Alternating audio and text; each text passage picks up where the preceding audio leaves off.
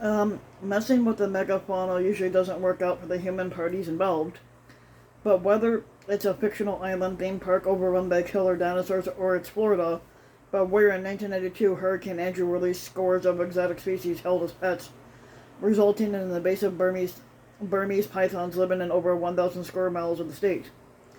Now, into this legacy steps a company called Colossal, and they're planning to jumpstart nature's ancestral heartbeat by cloning and reintroducing dozens of woolly mammoths in Siberia. Now, the woolly mammoth has been extinct for over 10,000 years. So, but this legacy is in the recloning is being led by Harvard medical school biologist George Church, and the plan is to edit mammoth hair and tendencies into elephant DNA, and they're trying to produce a mammoth embryo within several years' time. And there are potential benefits for the larger state of the world if they can pull this off. Some researchers suggest that the woolly mammoths helped transform the now mossy tundra into a fertilized grassland. If the Frankenstein version were able to achieve this feat again, the tundra could serve as a buffer against erosion and potential carbon dioxide sink to combat the global warming.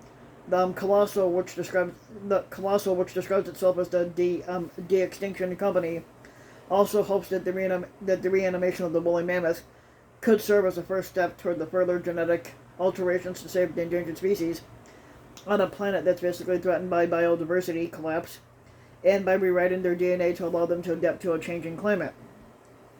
But as the New York Times notes, there are some obvious concerns with this ambitious venture. If Colossal manages to pull this off and produce baby mammoth-like elephants, the company will face serious ethical questions. Is it humane to produce an animal whose biology we know so very little about?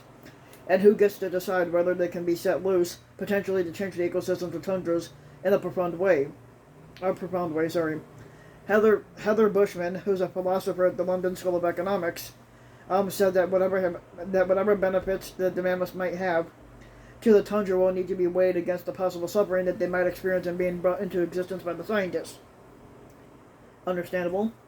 But you don't have a mother for a species that, if they are anything like elephants, it has extraordinarily strong mother-infant bonds that last for a very long time, she said, but once there's a little mammoth or two on the ground, who is making sure that they're being looked after?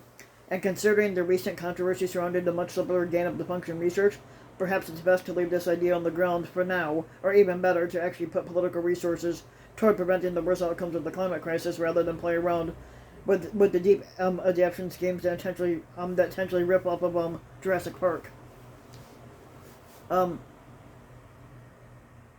Now, if you like the video, give the video a like and subscribe to my channel, RBW King, and also hit the notification bell so that you'll be notified when a new video comes out, and thanks for listening.